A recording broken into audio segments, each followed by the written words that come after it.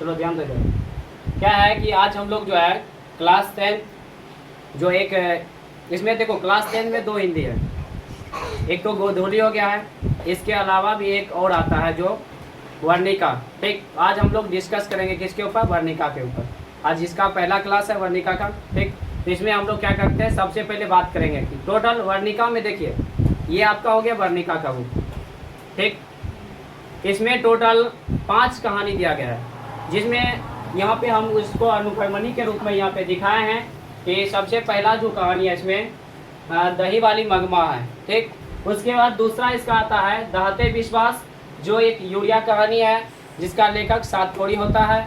इसके बाद माँ एक गुजराती कहानी है, इसके लेखक ईश्वर पेटलीकरण है।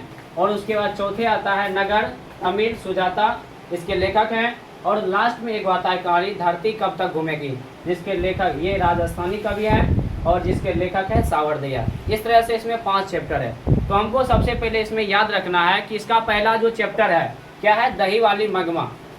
तो दही वाली मगमा पूछा जाता है एग्जाम में, बहुत बार ये पूछा गया क्वेश्चन है कि दही वाली मगमा जो कहानी है किस भाषा में लिखी गई है, किस भाषा में अनुदित है। तो इसको याद रखेंगे यहाँ से, ये कन्नड़ भाषा में लिखा गया। किस भाषा में लिखा गया है, कन्नड़ भाषा में। तो पहला प्रश्न ये हो गया कि दही वाली मगमा कौन सी कहानी है, तो कन्नड़ कहानी है। कहाँ की कहानी है, कौन सी भाषा की, कन्नड़ कहानी है। और सेकेंड क्वेश्चन यहाँ से आएगा कि दही वाली मगमा जो है इसके लेखक कौन है, तो श्रीनिवास है। कौन है, श्रीनिवास है। और बाकी जब चर्चा जो है श्रीनिवास के बारे में हम लोग चैप्टर में करेंगे, अभी 5 के ऊपर फोकस करते हैं, ध्यान दीजिए।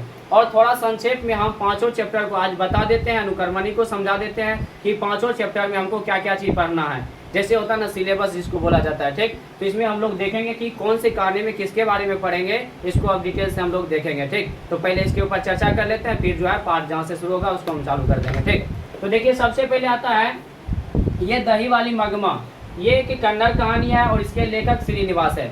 और इसका जो मेन पात्र होता है, जैसे एकांकी सब होता है ना, एकांकी का एक रोल होता है जिसको बोलते हैं मेन रोल जिसका होता है, तो मेन जो उसका नायक होता है ना, तो इस कहानी का भी जो है मेन पात्र किसका है, तो मगमा का है। किसका है, मगमा का है। और मगमा क्या है इसके बारे में जानेंगे कि इसमें जो एक पारिवारिक दृश्य को दिखलाया गया है, अर्थात एक परिवार में छोटे छोटे बातों को लेकर किस प्रकार का कला हो जाता है, इनको इस पार्ट में क्या किया गया है, दिखाया गया है। ठीक, यानी कि सास बहू के अक्सर जो है सास बहू की झगड़ा होते रहता है, तो इसी झगड़ा को इसमें क्या किया गया है, दिखाया गया है। तो हम लोग जानेंगे किस बात को लेकर विवाद हो जाता है, अब विवाद का क्या कारण है, इस सबको जानेंगे। एक छोटी सी बातों को लेकर के एक परिवार में जो कला हो जाता है, यहाँ तक कि सब क्या होता है आपस में बढ़ जाता है, यानी कि विभाजन हो जाता है घर का, सब अलग अलग मतलब रहने लगता है। ठीक, इस बात को हम लोग पहले कहानी में जानेंगे। चलिए अब हम लोग बात करते हैं दूसरा कहानी।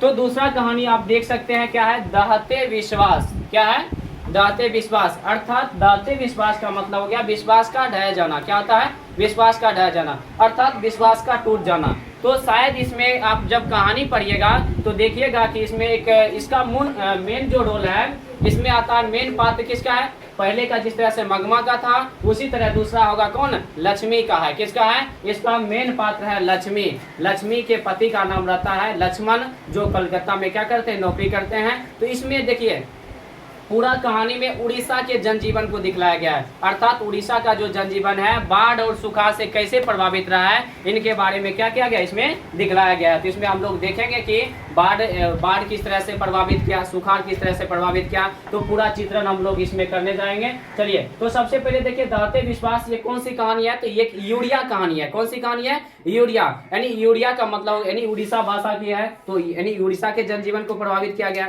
ये सातकौड़ी होता भी यूरिया के एक कवि हैं जिन्होंने उड़ीसा के जनजीवन को क्या क्या है, दिखलाया है। चलिए अब हम लोग बात करते हैं तीसरा चैप्टर। तीसरा चैप्टर देखिए क्या है, लिखा है यहाँ पे माँ। माँ कौन सी कहानी है, तो गुजराती कहानी है। माँ कौन सी कहानी है, गुजराती कहानी है। और इसके लेखक है ईश्वर पेटलीकर। कौन है, ईश्वर पेटलीकर इसके लेखक हैं। और ये कौन सी पूछा जाएगा, यहाँ प्रश्न पूछा जाएगा कि माँ कौन सी कहानी है, तो गुजराती कहानी है। कौन सी कहानी है, गुजराती कहानी है। फिर इसी से क्वेश्चन आएगा कि कहेगा कि माँ कहानी के लेखक कौन है, तो ईश्वर पेटलीकरण है। ठीक, तो इसमें हम लोग देखिए माँ क्या है, देखिए संसार में माँ क्या होता है, अद्वितीय होता है, अर्थात इसके जगह को कोई नहीं ले सकता। संसार में हर जगह जाइए, हर इंसान से मिलिए, लेकिन माँ का जगह कोई नहीं ले सकता है। तो ये देखिए इस चैप्टर में क्या है कि हम पढ़ेंगे कि एक मंगू नाम की एक लड़की रहती है जो पागल और गूंगी रहती है, समझ गए ना। तो उसके बारे में हम लोग जानेंगे। उसका देखिए परिवार के सब सदस्य उसे क्या करता है, यानी कि घृणा करता है, लेकिन वहीं मंगू की माँ जो है मंगू को हमेशा देखभाल करती है। उसको क्या चाहिए, कब क्या चाहिए, हर तरह की क्या करती रहती है, यानी देखभाल करती रहती है।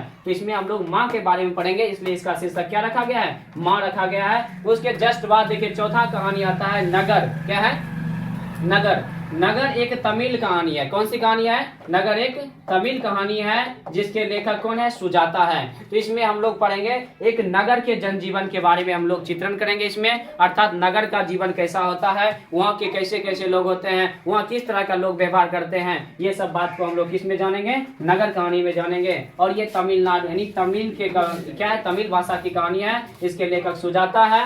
और इसके बाद हम लोग बात करेंगे लास्ट में धरती कब तक घूमेगी।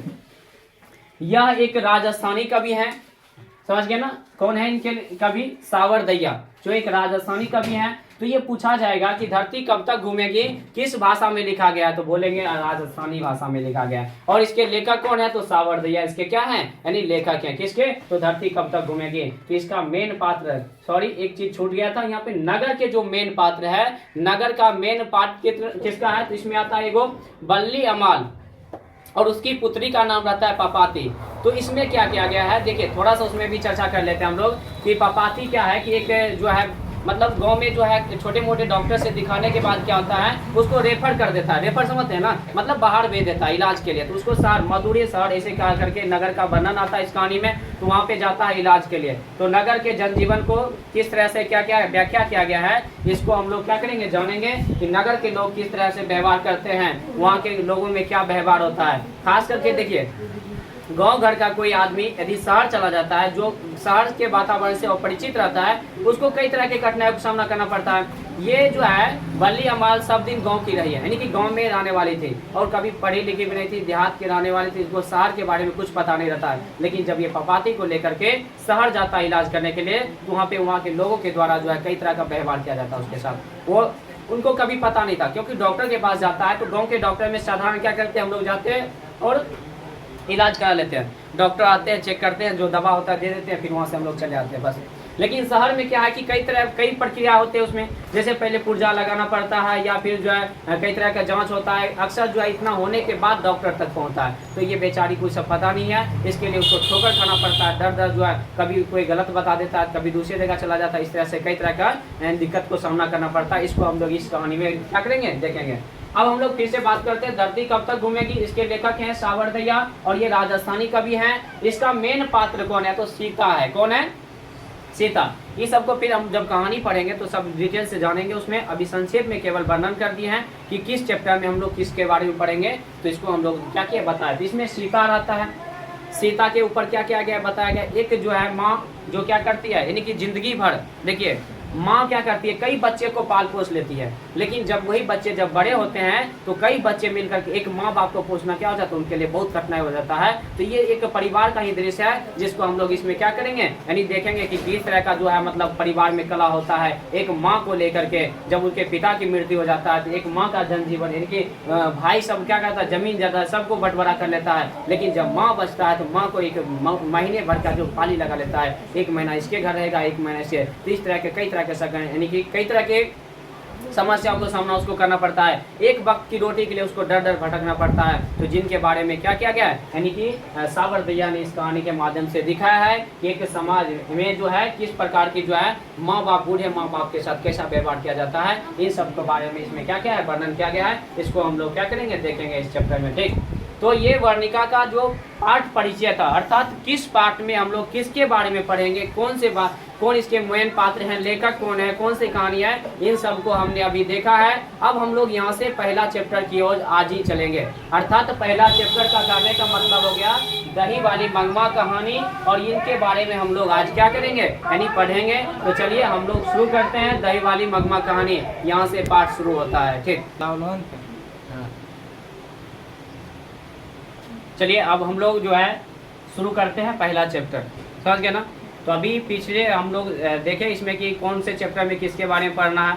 तो सबसे पहला जो चैप्टर था हम लोग का अनुकर्मणी, जिसको आप देख सकते हैं कि पहले था दही वाली मंगमा। और ये कौन सी कहानी है, तो यहाँ भी लिखा है दही वाली मंगमा ये आपका कन्नड़ कहानी हो गया, कन्नड़ भाषा में लिखा गया है। और इसके लेखक हैं, लेखक कौन है? श्रीनिवास हैं। कौन है लेखक? श्रीनिवास। तो यहाँ से दो प्रश्न आता है। सबसे पहला प्रश्न आएगा कि दही वाली मगमा के लेखक कौन है? तो श्रीनिवास हैं। कौन है? जैसे एग्जाम में पूछा जाता है, ऑब्जेक्टिव टाइप क्वेश्चन रहेगा, कहेगा कि दही वाली मगमा के लेखक कौन है? वहाँ रहेगा श्रीनिवास रहेगा ऑप्शन में, सात कौड़ी होता रहेगा, सुजाता रहेगा, सावरदिया रहेगा। तो इसमें कौन सा टिक लगाएंगे? तो जो आंसर है यानी कि देख लेंगे कौन है, तो श्रीनिवास। तो श्रीनिवास में क्या करना? टिक लगाना है। ऑब्जेक्टिव में बहुत बार एग्जाम में भी ऐसा क्वेश्चन पूछा गया है, समझ गए ना, और पूछ भी सकते हैं आगे। तो चलिए आगे हम लोग इसमें बात करते हैं कि एक प्रश्न और यहाँ से उठता है जो बिहार बोर्ड में पूछा गया, कई बार ऐसे पूछ भी सकता है। एक टाइप है कि दही वाली मगमा कहानी किस भाषा में अनुदित है? तो किस भाषा में है? तो कन्नड़ भाषा में। किस भाषा में? कन्नड़ भाषा में, समझ गए। चलिए अब हम लोग कुछ श्रीनिवास के बारे में जानकारी रखते हैं। श्रीनिवास जी का क्या नाम है, जन्म कब कहाँ हुआ, इनको हम लोग देख लेते हैं उनके बारे में थोड़ा। और यहाँ से भी प्रश्न में पूछा जा सकता है कि श्रीनिवास जी का पूरा नाम क्या है। ये प्रश्न आएगा, श्रीनिवास का पूरा नाम क्या है। तो आप देख सकते हैं यहाँ पे हमने लिख दिया है कि श्रीनिवास जी का जन्म जो है मास्ती वेंकटेश अयंगार, क्या है? मास्ती वेंकटेश क्या है? अयंगार। इनका क्या है? पूरा नाम है। किसका पूरा नाम है? तो ये श्रीनिवास का पूरा नाम हो गया, क्या है? मास्ती वेंकटेश अयंगार, इसका पूरा नाम हो गया। इनका जन्म जो हुआ था 6 जून 1891 ईस्वी को हुआ है। कब हुआ है? 6 जून 1891 ईस्वी को हुआ है। अब कहेगा कहाँ हुआ है, ये भी पूछ सकता है कि श्रीनिवास का जन्म कब और कहाँ हुआ है। तो कब हुआ है? तो 6 जून 1891 को हुआ है। कहाँ हुआ है? तो कोलार कर्नाटक में हुआ है। कहाँ हुआ है? कोलार कर्नाटक में हुआ है। तो एग्जाम में पूछ सकता है कि श्रीनिवास का जन्म निम्नलिखित में कहाँ हुआ है, तो वहाँ 2-4 जगह क्या दे सकता है, उनमें एक जगह आएगा कर्नाटक। तो आंसर लगाएंगे कर्नाटक, या फिर कोलार कर्नाटक भी रह सकता है, समझ गए ना। तो चलिए इसमें हम लोग यहाँ तक देख लिए। अब हम बात करते हैं इनके एक कहानी के संकलन पे। तो इनका एक कहानी का संकलन है श्रीनिवास का, जिसका नाम है सन्ना केथेगुलु। क्या नाम है? सन्ना केथेगुलु, जिनके ऊपर इनको पुरस्कृत किया गया, यानी पुरस्कार प्रदान किया गया है। इन कहानी के संकलन के ऊपर उसको पुरस्कार मिला था। कब मिला था? तो 1968 ईस्वी में मिला था। कब मिला था? 1968 ईस्वी में मिला था। अब देखिए यहाँ पे कह रहा कि उसको पुरस्कार भी प्राप्त है। तो कौन पुरस्कार प्राप्त है? कहेगा निम्नलिखित में कौन से पुरस्कार श्रीनिवास को मिला हुआ है। तो कौन सा मिला हुआ है? तो ज्ञानपीठ पुरस्कार मिला हुआ है। क्या मिला हुआ है? ज्ञानपीठ पुरस्कार मिला हुआ है। ठीक, अब हम लोग जानते हैं कि ये कहानी कहाँ से लिया गया। अगर लिया गया है तो कहीं से लिया गया होगा, कहाँ से लिया गया है तो इसको जानेंगे। यह कहानी कन्नड़ कहानियां, किस कहानियां के? कन्नड़ कहानियां, यानी जिसमें नेशनल बुक ट्रस्ट इंडिया से क्या किया गया, ये लिया गया है। कन्नड़ कहानी नेशनल बुक ट्रस्ट इंडिया से लिया गया है। अब यहाँ बात आता है, ये कन्नड़ भाषा में जब लिखा गया है तो इसको हिंदी अनुवाद किसने किया है, ये प्रश्न आता है कि आखिर इसको हिंदी अनुवाद किसी ने किया होगा। तो देखिए इसको हम लोग जान के रखेंगे, और ये एग्जाम में पूछा गया है, बहुत बार ये क्वेश्चन पूछा गया है कि दही वाली मगमा कहानी का अनुवाद किसने किया है। तो B.R. नारायण ने किया है। किसने किया है? तो इस कहानी का अनुवाद B.R. नारायण ने किया है। किसने किया है? तो B.R. नारायण ने किया है। समझ गए? क्या कहेंगे, बोला जाएगा। अब थोड़ा एक बार चर्चा करते हैं हम लोग। सबसे पहले जानेंगे इसका पूरा नाम क्या है। मास्ती वेंकटेश अयंगार हो गया। इनका जन्म हुआ था 6 जून 1891 को हुआ था, कोलार कर्नाटक में हुआ था। अब बात करेंगे इसका जो है कहानी का संकलन है, जिनका नाम है सन्ना केथेगुलु। क्या नाम है? सन्ना केथेगुलु, जिनके ऊपर 1968 में इसको पुरस्कृत किया गया था। इनको पुरस्कार जो प्राप्त है तो ज्ञानपीठ पुरस्कार इनको प्राप्त हुआ है। इसके बाद फिर हम लोग जानेंगे कि ये कहाँ से लिया गया है। तो ये कन्नड़ कहानियां से लिया गया है, national book trust in India से लिया गया है। ठीक, अर्थात नेशनल यानी कि कन्नड़ कहानियां, यानी जिसको नेशनल बुक ट्रस्ट इंडिया से क्या किया गया, इसको लिया गया है। अब करा इस कहानी का अनुवाद किसने किया है, तो ये भी क्वेश्चन पूछा जाएगा। कहेगा दही, इस तरह पूछेगा दही वाली मगमा कहानी का हिंदी अनुवाद किसने किया है, तो B.R. नारायण ने किया है। किसने किया है? B.R. नारायण ने। तो ये सारा बात था श्रीनिवास के बारे में, और एग्जाम के व्यू से भी ये इंपॉर्टेंट है, समझ गए ना। इसमें से भी एग्जाम में पूछा जाता है क्वेश्चन, तो इसको भी हमको कवर रखना है। ठीक, चलिए इसमें क्या होगा, जब आप ऑब्जेक्टिव क्वेश्चन कीजिएगा या मॉडल सेट का या किसी भी चीज का, उसमें आपको इससे सारा क्वेश्चन सॉल्व हो जाएगा, समझ गए ना। चलिए अब हम लोग कहानी की तरफ बढ़ते हैं। ये कहानी में देखिए सबसे पहले जो है दही वाली मगमा कहानी में पात्र का नाम समझते हैं। नहीं, कहानी में कौन कौन है, चलिए जान देंगे। आखिर कहानी में किसका किसका नाम आता है, कौन कौन सा है इस कहानी में, इसको हम एक देखिए लिख दिए हैं कहानी का पात्र, अर्थात इस कहानी में कौन कौन सा किसका किसका रोल है, कौन कौन है इसमें। तो सबसे पहले मेन पात्र किसका है, मगमा का है। किसका है? यानी दही वाली मगमा कहानी का जो है मेन पात्र कौन है, तो मगमा है। अब मगमा देखिए, मगमा की बहू का एक नजम्मा भी है। नजम्मा कौन है, मगमा की बहू है। यहाँ पे सॉरी लिखना छोड़ दिए थे, नजम्मा ये क्या है, बहू है। किसका बहू है, तो मगमा का बहू है। किसका बहू है, मगमा का बहू है। अब देखिए मगमा का एक बेटा रहता है, एक पोता रहता है। अब लेखक की माँ जो कथावाचिका है, जिसने कथा को कहा है, समझ गए ना, ये किसके, सारा कथा को कहने वाली कौन है, लेखक की माँ है। यानी कथावाचिका कौन है, तो यहाँ पे कथावाचिका के रूप में किसका नाम आता है, तो लेखक की माँ का आता है, समझ गए ना। और एक रंगप्पा, अब ये भी पूछा जाता है रंगप्पा के बारे में, जान लीजिए। रंगप्पा जो है मगमा के ही गांव का, जिस गांव में मगमा रहती थी, तो अब किस गांव में रहती थी इसको भी जान लीजिए। अवलूर जिला के पास एक गांव था जहां पे मगमा रहती थी। कहां पे, यहाँ देखिए एक नोट कर दिए हैं, अवलूर, यानी कि अवलूर के पास वो गाँव में रहने वाली थी कौन, मगमा। और वही उसी के गाँव का रहने वाला था रंगप्पा, जो एक नशेरी और जुएरी था, यानी गलत आदमी था। नशा करता था, जुआ सब खेलते रहता था, ठग का यानी गलत आदमी था एक तरह से कहा जाए तो। एक नशेरी और जुएरी था, जो कहाँ का रहने वाला था, मगमा, यानी कि मगमा के गांव का रहने वाला था। अब ये एग्जाम में आपके बुक में एक क्वेश्चन दिया होगा, रंगप्पा कौन था और वो मगमा से क्या चाहता था। इसको हम जब कहानी पढ़ेंगे तो वहाँ पे क्लियर हो जाएगा रंगप्पा कौन था। तो रंगप्पा मगमा के ही गाँव का एक नशेरी और जुएरी था, जो मगमा से क्या चाहता था, तो रुपया ठगना चाहता था। क्या चाहता था, रुपया ठगना चाहता था। इसको हम लोग क्या करेंगे, याद रखेंगे। और आपके बुक में ही ये क्वेश्चन है, तीसरा क्वेश्चन आता है आपके बुक में, रंगप्पा कौन था, तो इसको जान के रखिए। रंगप्पा मगमा के ही गांव का एक नशेरी और जुएरी था, जो मगमा से क्या चाहता है, रुपया ठगना चाहता था। वो एक बार जब हम कहानी पढ़ेंगे तो उसमें इसको डिटेल से बताएंगे। जब दही बेच के आ रहा था तो उसको भेंट होता है रंगप्पा से, इसको हम लोग वर्णन करेंगे उस टाइम। ठीक, चलिए, तो ये पात्र समझ गए। फिर से एक बार रिपीट कर देते हैं। एक मगमा है, मगमा का बहू है, बेटा है, और क्या है, एक पोता भी है घर में, और उसके एक कथावाचिका का भी, एक लेखक की माँ का चर्चा होता है, एक जो है रंगप्पा का चर्चा होता है। और सुन लीजिए एक बात और, अब बात करते हैं मगमा के बारे में। तो देखिए मगमा जो है एक गांव की रहने वाली सीधी सादी महिला थी, जिनके मतलब जिनको कोई तरह का छल कपट नहीं था, एकदम शुद्ध देहात की रहने वाले थे। थोड़ा भी छल कपट से मतलब किसी भी प्रकार का छल कपट इसके पास नहीं था। बोलेंगे कभी ऐसा क्वेश्चन दे देगा, मगमा का चरित्र चित्रण करें, तो ये क्वेश्चन का आंसर क्या लिखेंगे, तो मगमा एक गांव की रहने वाली सीधी सादी महिला थी, जो क्या थी, मतलब बहुत ही सरल स्वभाव की महिला थी। अर्थात उनके मन में थोड़ा भी यानी किसी भी प्रकार का छल कपट नहीं रहता था, यानी सीधी सादी महिला थी, समझ गए ना। चलिए, तो देखिए मगमा इसी छल, यानी कि देखिए कोई तरह का छल कपट नहीं था, साधारण सी रहती थी, जिसके वजह से क्या होता है कि मगमा के पति, अर्थात इनके पति जो है किसी गैर स्त्री के साथ संबंध बनाकर क्या करता है, ये चला जाता है। अब बेचारी बच जाती है कौन, मगमा। तो देखिए मगमा किसी तरह से अपना जीवन व्यतीत कर रही है। क्या होता है कि देखिए यहाँ पे एक क्वेश्चन आता है, वो इसको छोड़कर क्यों चला गया। देखिए तो यहाँ डिस्कस करता है, जब ये दही बेचने के लिए जाती है, कहाँ पे, क्योंकि इसके पति तो छोड़ के चले गए हैं। अब इनका काम है क्या, एक देखिए इनके पति जब छोड़ के गए थे, इनका बेटा छोटा था, उस समय बेटा कोई काम करने लायक नहीं था, तो इसने क्या किया, दही बेचना शुरू कर दिया। और दही बेचने के लिए कहाँ जाते थे, तो बेंगलोर के शहर में जाते थे, और बेंगलोर शहर में ही लेखक की माँ रहते थे। अब वहाँ पे जाने के बाद देखिए गाँव घर में एक प्रथा चलता है, उठावना समझते हैं, एक देहाती शब्द है उठावना, यानी महीनबाड़ी जिसको बोलते हैं। उसमें क्या होता है, महीनबाड़ी के अंतर्गत क्या होता है,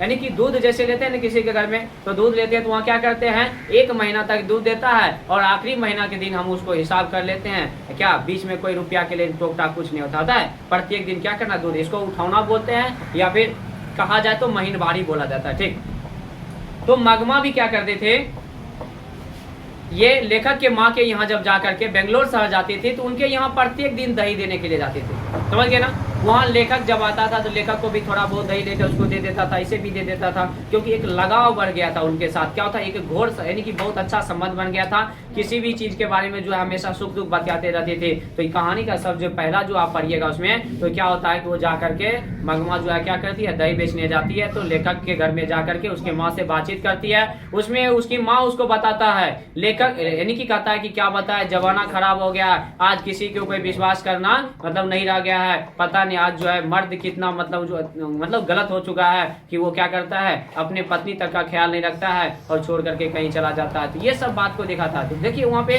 क्या होता है, लेखक की माँ जो है उनको बताती है। क्या बताती है? उनको बोलती है देखो आज जमाना खराब हो चुका है, जब तक तुम पति के सामने में ठीक ठाक ढंग से नहीं रहोगे, अच्छे से नहीं रहोगे, तो क्या करेगा, किसी के साथ अवश्य रूप से भाग ही जाएगा। ऐसा ये मतलब ये जो है गलत प्रथा भी चल रहा है, समझ गए ना। तो उनको कुछ बात बताते हैं जो क्या है पर्सनली जो होता है देखा जाता है कि जो है आजकल जो है जो चल रहा है क्या होता है कि पुरुष अपने जो मतलब जो अपने पत्नी से चाहती रहती है, यानी उसको क्या होता है कभी कभी जो है उनको पूर्ति नहीं हो पाता तो क्या करता है वो गलत राह पे चल देते हैं, समझ गए ना। तो यहाँ पे उसको बताता है कैसे रहना चाहिए, परिवार में क्या करना चाहिए, उनको क्या करता है यानी वर्णन करता है वहाँ पे। ठीक, इनको दोनों में काफी देर तक बात होता था, प्रत्येक दिन का काम था उनके यहाँ जाकर के घंटे बैठना। चलिए, तो उसी बीच क्या होता है, उसी बीच मगमा की जो है मगमा दही बेच करके आने लगी। अब क्या है कि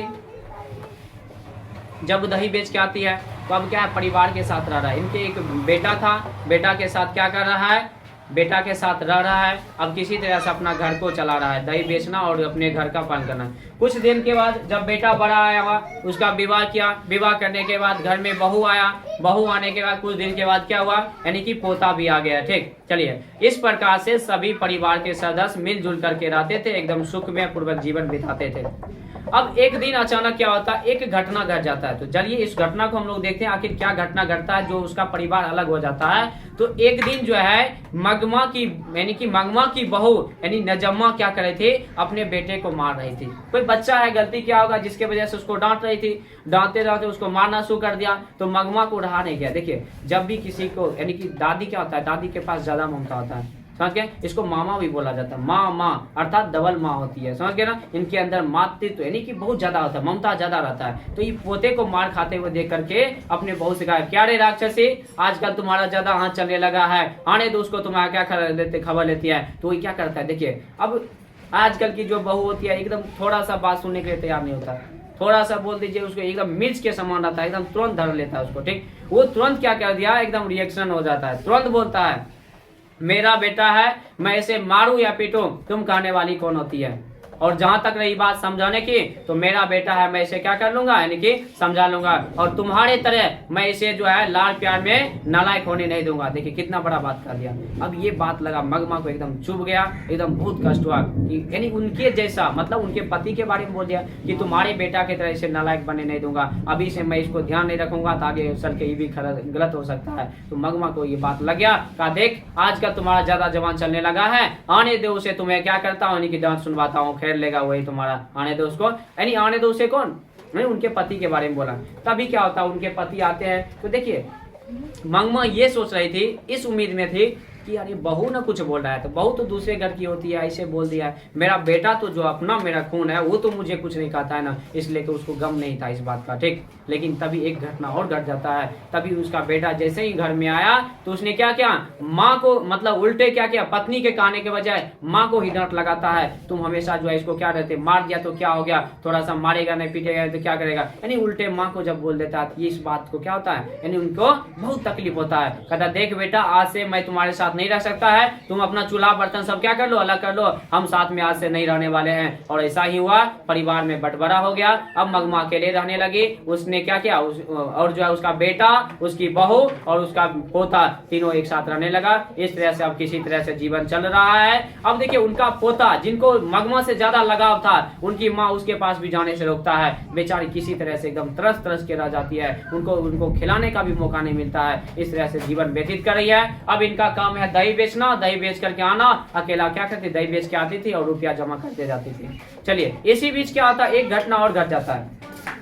एक दिन मगमा दही बेच करके वापस आ रहे थे तो ये भेंट होता है किससे, बोले थे रंगप्पा के बारे में, उसी रंगप्पा से भेंट हो जाता है। अब मगमा को अकेला देख करके क्या कहा, यानी कहा कि देख तुम्हारे पास जो रुपया हमें दो, हम तुम्हें फिर लौटा देंगे। यानी उससे रुपया ठगना चाह रहा था, लेकिन किसी तरह से मगमा वहाँ गलत आदमी था, उसे जान बचा के वो घर भागती है। अब वहाँ पे बात आता है कि ये बात पता चल जाता है किसको, यानी मगमा के बेटा और बहू को। उसकी बहू बहुत ही चालाक थी, समझ गए ना, वो हमेशा अपने बारे में सोचते रहती थी।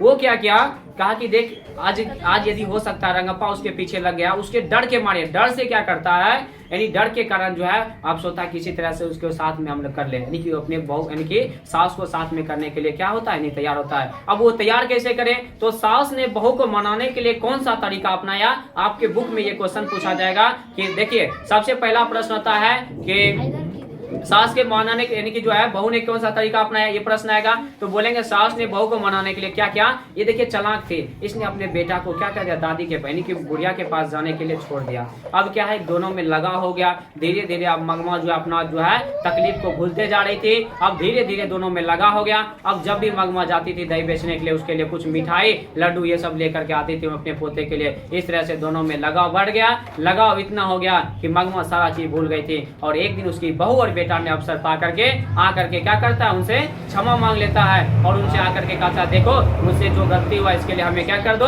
क्षमा कर दो। ऐसे ही लड़ाई परिवार में होते रहता है। अब तुम आप समझदार थे, आपको समझाना चाहिए, समझा बुझा के रखना चाहिए। आप कहाँ मतलब जो है गलत फहमी में आकर के गलत कदम उठा लिए। चलिए मानिए मेरा ही गलती है, मैं आपसे क्षमा मांगता हूँ, आज से हम लोग आपस में क्या करेंगे, फिर से साथ में। देखिए जो बूढ़ी होती है उनके पास छल कपट नहीं होता है, वो तो चाह रहा था कब मेरा बेटा बहू कहे तो हम क्या करेंगे, हम साथ में रह लेंगे। ये मौका खोज रही थी, तभी क्या होता है सब परिवार के सब सदस्य मिल करके फिर से सुख शांति से फिर से क्या होने लगता है, रहने लगता है। यही कहानी है दही वाली मगमा की। जो दही वाली मगमा जो दही बेचने का क्या करते थे, काम करते थे। तो देखिए थोड़ा सा देर और 2 मिनट और हम लोग क्वेश्चन पे डिस्कस कर लेते हैं, इनका कौन कौन सा क्वेश्चन है तो थोड़ा चर्चा कर लेते हैं एक अलग से और जो है कल हम लोग चर्चा करेंगे इनके क्वेश्चन के ऊपर। तो देखिए सबसे पहला क्वेश्चन होगा आपको एग्जाम में कि बहू को यानी मगमा का अपनी बहू के साथ किस बात को लेकर विवाद था। मगमा को अपने बहू को साथ किस बात को विवाद था,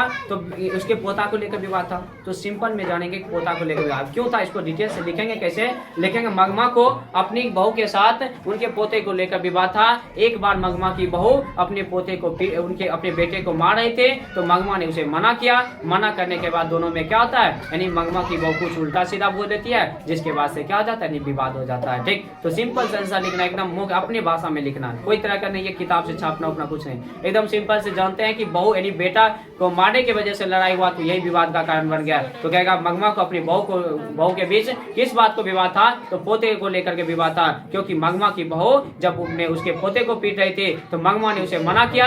मना करने पे नजम्मा जो उसकी बहू है उसने कुछ उल्टा सीधा कर दिया और दोनों में क्या हो गया, विवाद हो गया। फिर अगला क्वेश्चन था रंगप्पा कौन था। ये दूसरा क्वेश्चन आपके बुक का है, रंगप्पा कौन था, वो मगमा से क्या चाहता था। तो बोलेंगे रंगप्पा जो है मगमा के गाँव का रहने वाला एक नशेड़ी जुएरी था, जो मगमा से रुपया ठगना चाहता था। ठीक, फिर तीसरा प्रश्न इसमें आता है, बहू ने सास को मनाने के लिए कौन सा तरीका अपनाया।